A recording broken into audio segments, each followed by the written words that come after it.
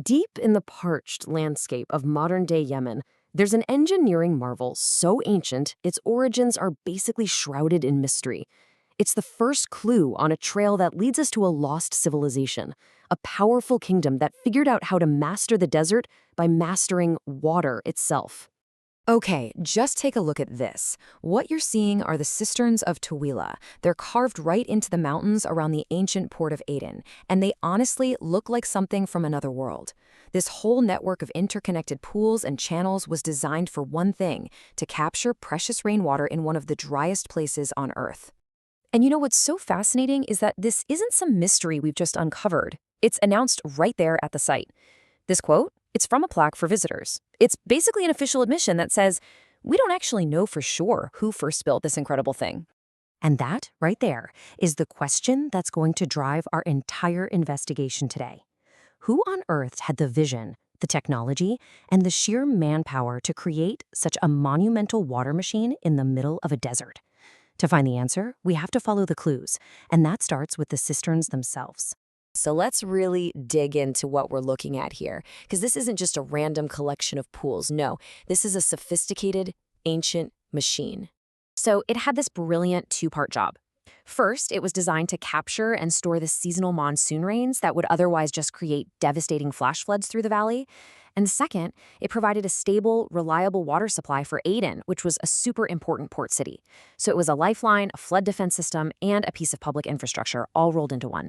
The scale is it's staggering. I mean, even with only 13 of the original 50-plus tanks still around today, their combined capacity is something like 19 million gallons of water.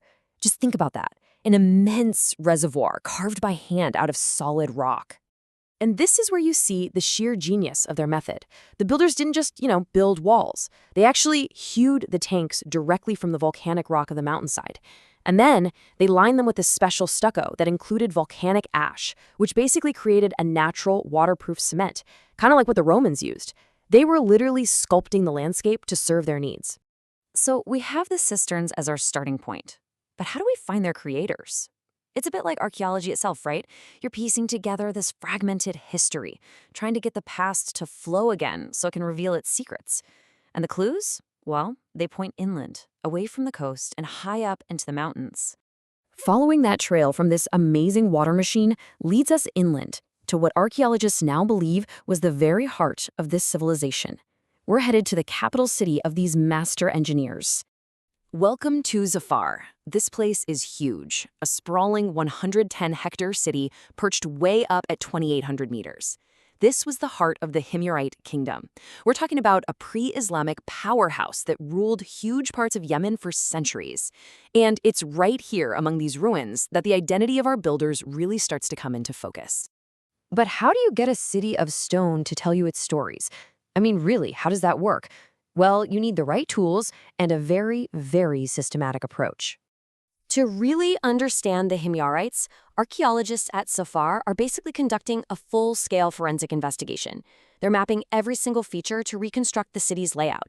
They're excavating burial sites to uncover the personal lives of the people who lived here. They're analyzing structures like granaries and tombs to figure out how their society actually worked. And maybe most importantly, they're cataloging thousands of artifacts, trying to decipher the language and culture of this incredible lost kingdom. And some of the artifacts they're finding are, well, they're just completely unexpected. A Sasanian seal stone from Persia, an inscription written in Greek, sculptures carved in a Greco-Roman style. You see what I'm getting at? These are not the relics of some isolated mountain kingdom. This place was a cosmopolitan hub. It was a crucial crossroads that controlled the insanely profitable incense and spice trade routes between the Indian Ocean and the great empires of Rome and Persia. But just as this picture of the Himyarites starts to get clearer, the evidence throws us a major curveball. It reveals a society that was right in the middle of a profound spiritual and political revolution. This timeline shows a kingdom in absolute turmoil. For centuries, the Himyarites were polytheistic, but by the 4th century, this whole region becomes a flashpoint for new competing religions. We see the rise of monotheism, with kings converting to forms of Judaism. This then triggers an invasion from the Christian Ethiopian Empire, which in turn leads to the Sasanian Empire and Persia getting involved. This wasn't just some quiet, internal change of faith. Himyar had become a geopolitical battleground for the soul of the ancient world. So we have this really complex, fascinating picture of the Himyarites. But just as we're about to connect all the dots back to the cisterns, we hit another snag. It turns out someone else got there first, and their fingerprints have kind of blurred the evidence. Yeah, remember those massive cisterns? Well, the site we see today is very much a Victorian British creation. The original Himyarite design was this incredibly complex web of over 50 smaller, cascading tanks. It was a sophisticated system for managing floodwaters, but when British engineers showed up in the 19th century, they just replaced it all with 13 larger, deeper tanks. Now, it was a practical fix for supplying water to a modern port, but in the process, they effectively erased the original blueprints. They destroyed invaluable archaeological evidence, forever obscuring the full genius of the Himyarite design and all the stories it could have told us. Okay, so despite the lost evidence and this incredibly complex history, a clearer picture of this lost kingdom is finally emerging from all the fragments.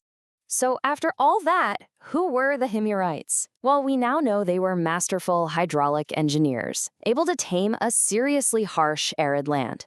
They were the rulers of a vast, fortified capital city high up in the mountains. They were a deeply complex society, navigating one of the most significant religious shifts in human history. And far from being isolated, they were a globally connected kingdom, a real player on the world stage, dealing with Rome, Persia, and Ethiopia. This image, for me, it really captures their spirit. A community of builders working together with incredible intelligence and immense effort to literally shape their world, to carve a thriving civilization out of solid rock and pure ingenuity. This is the legacy that archaeologists are now so slowly and painstakingly bringing back to light. And it leaves you with this one final tantalizing thought. The story of the Himyarites is one we almost lost completely, you know? It was obscured by time, rubble, and even later restorations. So if this rich, complex world is what we can piece back together from just the fragments we found so far, what other wonders, what other stories are still waiting to be discovered, buried beneath the soil of Yemen?